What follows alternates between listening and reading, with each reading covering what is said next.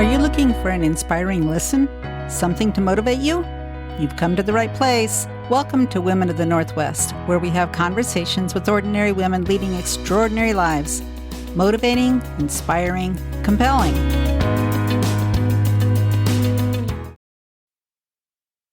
I think I want to say to women out there, young women in particular, that I see running around having busy lives. They have children, they have husbands, they have jobs, they have nonprofits that they take care of, and they are happily being so busy. And I watch them, and they'll say, "Well, I'm young. I don't have heart disease. I feel just fine. It's in my family, but I feel just fine." I can't make them change, but these young women, and I admire them so much, they're smart and savvy and they know what they're doing, but I said, just make sure every day that you take time for yourself. Give yourself some luxury, something where you take time out for yourself and step away from all the doing so that you can just be.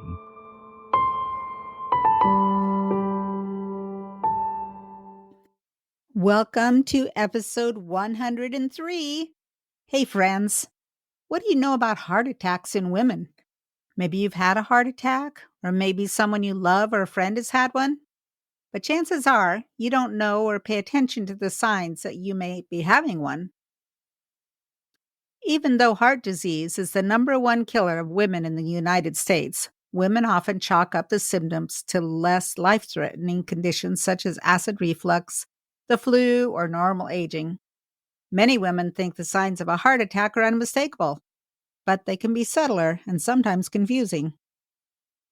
Some women experiencing a heart attack describe upper back pressure that feels like squeezing or a rope being tied around them, dizziness, lightheadedness, and fainting, feeling short of breath during activity or at rest, feeling short of breath at night when trying to sleep or waking up short of breath, rapid pounding or fluttering heartbeats, swollen legs, ankles, or feet.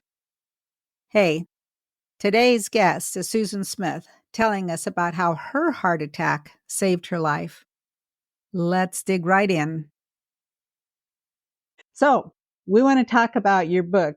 All right. This is my book. It's called My Heart Attack Saved My Life, but for what? And I used this title because when I had a heart attack, I could have died, but I didn't die. And so my life was saved.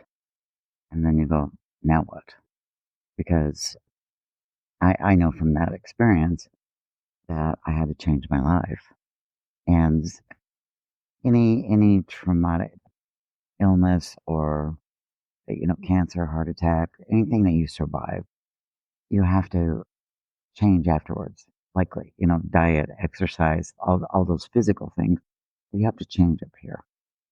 And that was the hardest part. And so I wanted to tell that story and that journey because I didn't want any woman to go through what I went through. So it's a survivor story, and it's meant to describe the symptoms of heart attack in women because they're quite different from those of a man. And a lot of us, we don't know that. We don't know what they are. So my book goes into that and how if we don't know the symptoms, then we're likely to push right through them because can I just tell the story real quickly? Yeah. So it's one of those type A go women. I don't know any of those. The starter of things, the get her done, that kind of thing. And I always had a list of my own things to do, and I didn't like to be interrupted, and I just kept going all the time. But I had a nagging ache in my collarbone, and I was a little short of breath, I was lightheaded, I was very tired. I thought, oh my gosh, my pillow's too flat. That's why I'm not resting well. I'm short of breath because I talk too fast. I'm lightheaded because I stand up too fast. I mean, I had an excuse for everything. But those things I just described. You had a reason for everything. I did. It was a reason for everything. Yeah. You can justify anything. That's right. So I didn't know, but those things I just told you are symptoms of heart attack in women. I didn't know that because I thought of a heart attack as that of a man. And those are the ones you see in the movie. Sweat on his forehead, pain in his left arm, clutches his chest, and falls to the floor. And he's either saved or he's not. And I didn't have that. So, because I didn't know, therefore I ignored them, and I pushed through. Now I know, and now I can tell you, I can tell everyone else what those symptoms are. Mhm. And once we know them, then we can pay attention to Yeah, yeah, that's wise. them. Wise. When did you discover that it actually was a heart attack? I What had to whomp you to get you to the hospital? I got whomped. I was really in a very busy day, and Of I had course. had these symptoms going on for a few days. I was tired all the time, and I had the lightheadedness, and I would short of breath, and I just kept going. But on this one particular day, I had to go to the grocery store. I was putting on a class the next morning for writers, and I buy treats, and I needed crackers and fruit and cheese and cookies. And I reached up for cookies, and they fell on the floor. And when I went to pick them up, I knew if I went all the way over, I would faint. I was that lightheaded. So I called from my car my primary care doctor, and I wanted to get in, and he was out of town. And I was just so brusque with her. I said, "Who can I see who's covering for him?" And she said, "Well, you should probably call your cardiologist or go to the nearest ER. Sounds like that's what you need to do." I can't go to the emergency room. I have too much to do. So do. I really did. And she said, "We can't do anything if you're dead." Truer words were never said. And she still works there, and she and that. So I called my cardiologist because I had one, and they hadn't seen me in 10 years, but they found my file and worked me in, and I got hooked up, and he came in and he said, "You're having a heart attack right now. You have to go to the ER." And I did.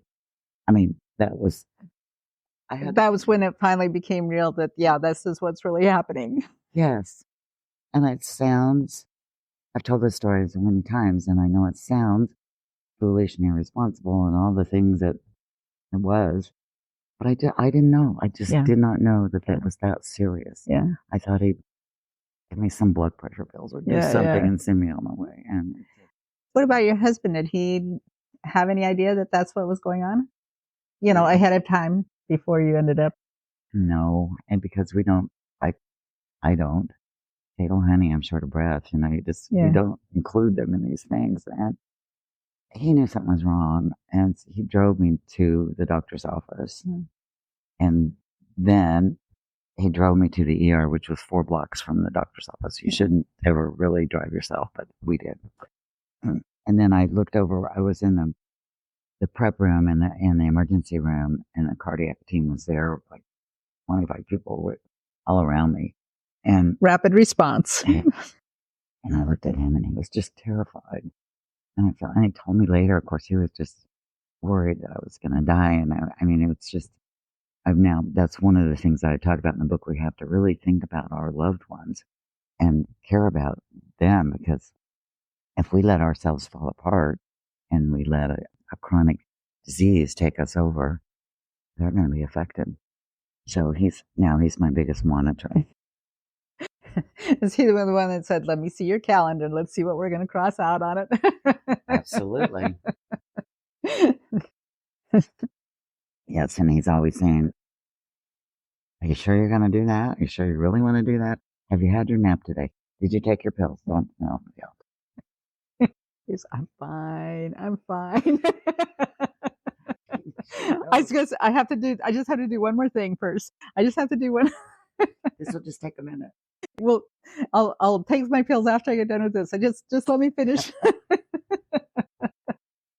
You know what I'm talking about, don't you? I think I know what you're talking about. Yeah. How long were you in the hospital then? I was in the hospital for 4 days, and so that Kind of slowed you down. I now know that that's longer. I mean, you don't want to have a heart attack and go to the hospital. You want to be proactive and have a cardiologist if you have any of these lifestyle things, and then they may go in and do an angiogram, and if they find a clogged artery, then they'll give you a stent. I mean, they gave me stents to save my life, but you can do that proactively and spend the night and then go home. You don't have to go in this emergency room way.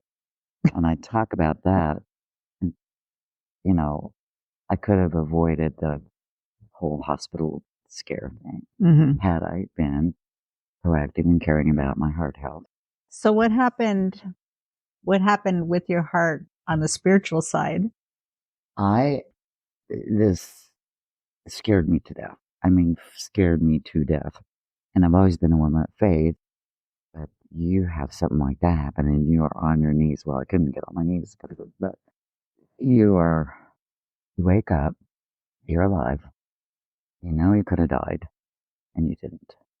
So number one, you're so thankful and you're praying to God. Thank you, thank you, thank you. Then you're going, what can I do? How can I pay you back? How can I repay you for saving my life? What do you want me to do? And then pretty soon I'm praying to be able to breathe better because I'm just prayed for everything. And, but my heart now is really in line to be of service. That's the message I got. And that's my path. That's what I'm following. And whether I've written a book or a blog or done an interview or given a talk or spoken to one woman or 50 women that would just, I, I feel like I'm preaching, but people don't act like it. You know, they're always kind of glad to know. They go, Yeah. oh, I didn't know that. So it's very repetitive. I think, oh my gosh, you've heard this before, but not really. Yeah. So God put that on my heart to tell everybody. And then once you get through to them on the physical side and to care for yourself so that you don't have a heart attack, then you can learn how to be proactive and take good care of your heart. And you can take care of your body physically so that everything stays in shape. I mean, He wants us to be here for as long as we can. I'll tell you one other thing that I think about. I say that God made us to be human beings, not human doings. And I was so into doing as I love doing because I'm so good at it. I actually have that written in the side of a bulletin from, many years ago. Be, not do. Yes. Just like be. It's okay to just be, because your value isn't wrapped up in all the things that you do. Yeah. Just be.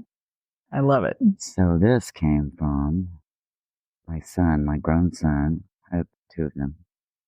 And he's my mentor and my guide and my coach and everything. And after all this happened, he and I sat down in the dining room and I got on my phone and he got on my computer and we went through everything and we canceled me from every group, every class, anything that I was doing. It was I was out of commission.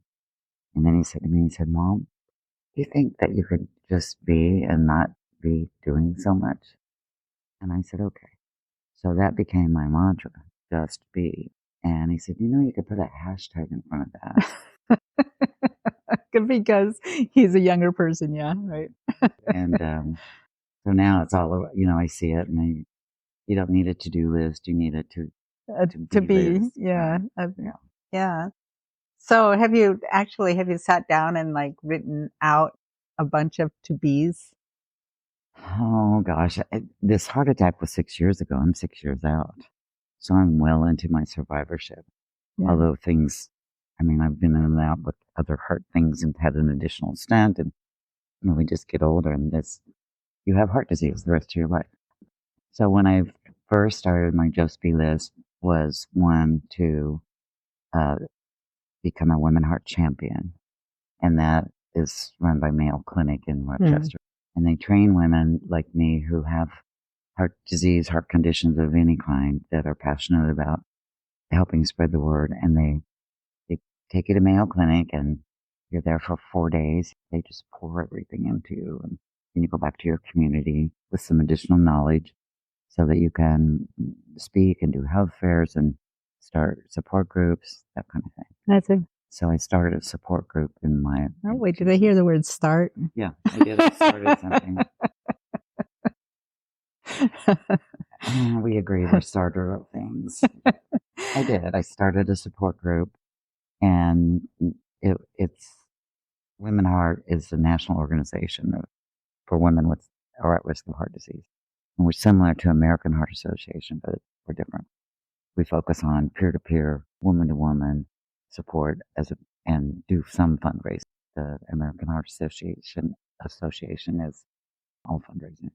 So anyway, we have a support group there, and we got affiliated with the local hospital, and they gave us a space to meet, and they do our notices, and they help us with do everything. And then COVID came. So then we quickly learned how to do Zoom, and so we had our meetings on Zoom, and it still exists. We meet once a month. I think I would be stopping to evaluate who I was, at my core, and what kind of things do I need to change? Do I need to be more kind? Do I need to be more loving? Do I need to be more observant of people and things or their needs? What parts of do I need to be more prayerful or And you do that, you have hours of introspection because once again, because you're here, you're on this planet, you live. And so what do I now need to be? And we women in this, my age and stage, grew up in an era where we are what we did. right? Our identity was what we did. I know that person. Yeah, and it's very common, and I think that's improving somewhat. But when you're conditioned to be what you do, I think that's where all this busyness comes from. So, yes, I needed to be not more kind. I mean, I was already kind, but I wanted to be more kind because I wanted to take more time, more time, and be more mindful of each thing I did and each person that I interact. And I needed to be more mindful of my own health, my own body. I wasn't taking care of it. Right. Because I wasn't paying attention to Right. it. And I think a lot of us, we just go day by day and we don't, slow enough down to really think about. Yes. And we have other people to make sure that they're okay. Are you familiar with Lori Wood? She's, an author that had heart. She's my heart sister. We were Is she your heart together. sister? Yeah, that's what I was wondering. Yeah. And her book, Divine Detour, came So out good. the same year as mine. So good. Yeah. Yes, we I are. just listened to the audiobook of that. And Oh, how and I read her blogs and Well, of course. And I did a guest blog, I don't know, last year, I guess. With her. Yeah. Yes. A lot of it, not a lot of us, but like Lori and like myself, you survive and you want to help. You want to help people. And her experience she's a powerful writer. Yes. Yeah. Yeah, she's my heart sister from Mayo. Small world. Of course she is. Yeah, I'll put links to her books in the show notes as well. Yeah. Okay. Yeah. What would you like to leave our listeners with?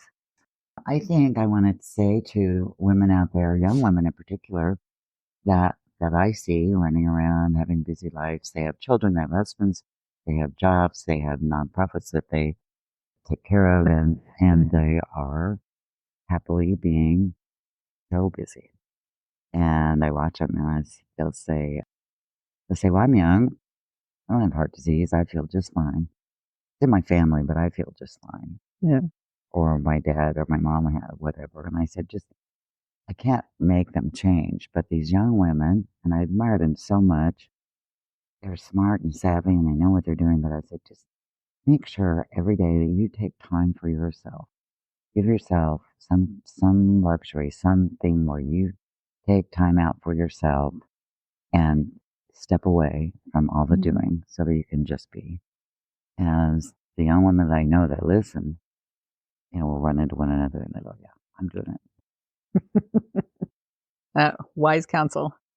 Yeah. Yeah. It's fun to be so old that you're the that's the fun part of being old. The fun part. Right. Other things have gone before and you get a little wiser as you go along, right? A little. Right. A little. Well, thank you, Susan. This has been great. I will share your book and your website, all your stuff, Great. Whatever. Well, thank you, Jan. This is a wonderful opportunity. Yeah. I just so appreciate it. I'm so happy to get to know you better and all the things that we have in common. Yeah. Yeah. Okay. Okay. Thank you. Bye. Anytime we face some situation where it's life-threatening, I think it really changes our perspective and makes us more cognizant of what's going on around us and makes us appreciate life more. Here's some other symptoms that you might not have thought about. So, in women, they are more likely to have symptoms that are unrelated to chest pain, such as neck, jaw, shoulder, upper back, and upper belly discomfort, pain in one or both arms, nausea or vomiting, sweating, unusual fatigue, heartburn. All of these things could be symptoms of something else that women are used to having, maybe some menopause or other things that are going on with us. And they may be vague and not as noticeable as the crushing chest pain that often is associated with heart attacks. So you can see with Susan that she didn't think that any of the things that were going on were, I don't even think heart attack entered into her mind. So I'll say this, we want to raise the level of taking care of our bodies and thinking about what we need and not ignoring those things that we think are really nothing. And ladies, if you're like me and like Susan, think about slowing down and not doing quite so much. I know, speaking to the choir. I love you guys. Thank you so much for listening. And I would encourage you to click on the links for both Susan's and Lorianne Wood's books, which are in the show notes. Have a wonderful week, and we'll see you next time. That's all for today. Did you know it's easy to share an episode with your friends? When the podcast is open, look for 3 dots. Click on them, and you'll see various options. You can download the episode, play it next or last, go to the show, save the episode, or copy the link. Isn't technology amazing? Hey, I'm looking forward to you joining me next time. I hope you have a great week.